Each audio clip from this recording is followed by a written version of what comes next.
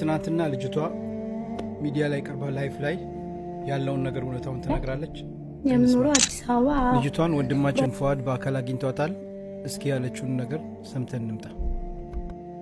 እሺ። አሰላሙ አለይኩም ወራህመቱላሂ ወበረካቱ። ውድና የተከበራችሁ አህሉ ዚክሪ ሚዲያ ቤተሰቦች እንደምን ናችሁ? ሁሉ አማን፣ ሁሉ ሰላም። እኔ አለሁላችሁ። እናም በሌላ አዳዲስ ቪዲዮ መተናል። ለቻናሉ አዲስ የሆናችሁ ሰብስክራይብ ያደረጋችሁ እና እስከ መጨረሻው ላይክ ሼር ያደረጋችሁ ተከታተሉን። አሁን ወደ ቪዲዮ። ልጅቷን ወንድማችን ፏድ በአካል አግኝቷታል። እስኪ ያለችውን ነገር ሰምተን እንምጣ። እሺ። አሁን ልጅቷን በአካል አግኝቻት መጥቻለሁና ቤቷ ነበርኩኝ። ያ ሁሉ ድርጊት የተፈጸመው መኝታዋ ላይ ነው። በተኛሁበት ነው መተው አንቀው ያዙኝ አለችኝ። ከዛ የመቱ ምናምን ድጋሚ ወደ ውጪ ይዘውኝ ወጡ ነው የምትለው። የምታየው ግቢዋ ሲደፋባት ምናምን የነበረው ልጅቷ የምትኖርበት ግቢ ነው፣ መኖሪያ ነው። እና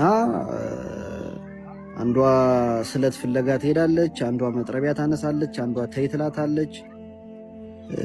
ያለው ነገር እኔ በሐቂቃ አሁን ልጅቷ በአካል ያየሁትን ነው የምነግርህ።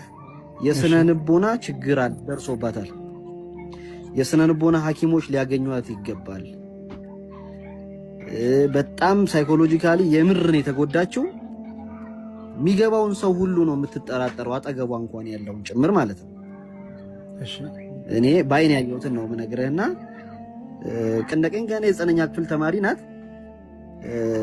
የደረሰባትን ነገር ሐቂቃ መቋቋም አቅቷት በጣም በቃ የሆነ ህፃን ልጅ ታውቃለህ፣ በጣም የተሸማቀቀ አንገቱን የደፋ በጣም የተሰበረ ልጅ ነው አይቼ የመጣሁት ወላሂ። እና ቀና ብላ እንኳን ነገሮችን ለማስረዳት ያን ያክል እንኳን እንትኑ አይደለምና በዚህ ደረጃ ለምን አልጮሽም? የሁሉ ነገር ሲያደርጉሽ ግቢሽ ላይ እንኳን ሆኖ ለምን ጮሽ እንኳን ሰው አልጠራሽም ስላት ወላሂ በቃ በተኛሁበት መተው ስላነቁኝ በዛ ሰዓት እኔ እሞታለሁ ለነፍሴ ነው የፈራሁት።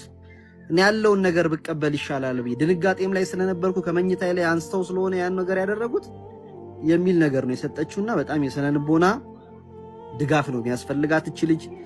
በጣም ስነ ልቦና ተጎድቷል። ሳይካትሪስቶች፣ የስነ ልቦና ሐኪሞች እቺ ልጅ አግኝታችሁ አስፈላጊውን የሆነ ድጋፍ መደረግ ልጅ ናት። እኔ በታዲያ እንደውም እኔ ፎቶ ላይ ሰዓት ትልቅ ሰው ነበር የመሰለችኝ። እዚህ ላይ አሁን ትልቅ ሰው ነው የምትመስለው። በአካል ብታያት ሙቤ የመጨረሻ ህፃን ልጅ ናት። የመጨረሻ እና ጉዳዩ ምንም እንኳን አንዳንዴ ምን አለ መሰለ ጉዳዩ ምንም እንኳን የቆየ ጉዳይ ቢሆንም ያለፈው አመት ጥቅምት ላይ ምናምን አካባቢ ቢሆንም አንዳንዴ ያልተከበሩ ፍትሆች ጊዜያቸውን ጠብቀው ራሳቸው መጮህ ይጀምራሉ።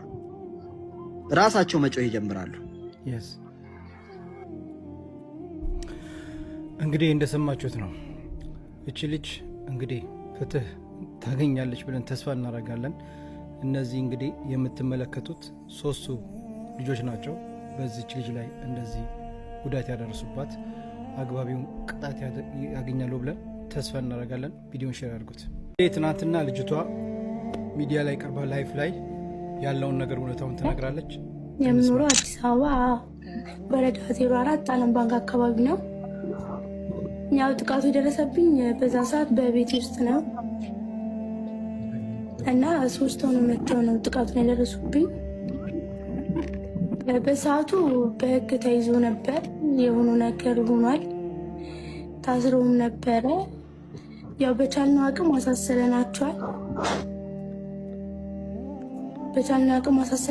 ህግም ወስደናቸዋል። ህግም ደግሞ የሚሰጠውን ፍርድ ሰጥቶ ነበር በሰዓቱ። ማን ናቸው እነሱ? ምንሽ ናቸው እነሱ? ለዳንቺ ያው ከሶስቱ አንዷ ጓደኛዬ ነበረች። አሁን የደረሰብሽ ጉዳት ምናምን በአካልሽ ላይ የሚያምሽ ቦታ ምናምን ያው በዛ ሰዓት ደብቄያት ስለነበር በዛ ወዲያውኑ አልሄድንም ሐኪም ቤት። እሺ ኦኬ። አልተናገርሽም? አዎ ቤት አልተናገርኩም። እናቴ ከሰማች ደም ግፊት ስላለባት አጣታለሁ ብዬ አልነገርኳት። ኦኬ። እና በወሩ እሷ ቪዲዮ ለቆት ስታየው ነው በወሩ ነው ሄጄ ያስመረመረችን። ያው በዛ ሰዓት ደህና ነሽ ተብያለሁ። ኦኬ ሚዲያ ላይ ኦብሴ እንዴት አገኘች ሚዲያ ላይ እንዲፖሰት? ያው ግሩፕ ነበር መጀመሪያ ግሩፕ ላይ ተለቀቀው። ኦ የእናንተ የጓደኛ ግሩፕ ላይ ተለቀቁት ቀርጸውሽ? ቪዲዮን ግን ለምን ፈለጉ መቅረጹ? ያው መተናታል ሲሉ ቪዲዮ ካሌላቸው ደግሞ አልመቱኝም ስለምን ማስረጃ ይሆናል ብለው ነው። እንደዚህ የሚያስመታጠል አይደለም። ያው ጓደኛሞች ይጋጫሉ፣ ተጋጨን በቃ። አንዴ የቀረጸሽ? ቀራጯም አንዷ ናት ኤደን። እነሱ ናቸው? ኤደን የምትባለዋ ናት ቀራጯ።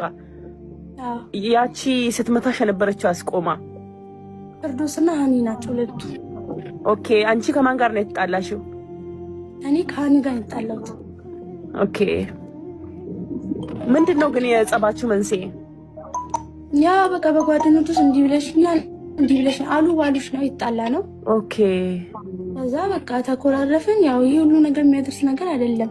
እና ቤት ድረስ መጥቶ ማን ነው በር የከፈተላቸው? በሩ ይከፈታል። ሲጀመር በሩ ሲሾለክ ይከፈታል። ቆርቆሮ ነው።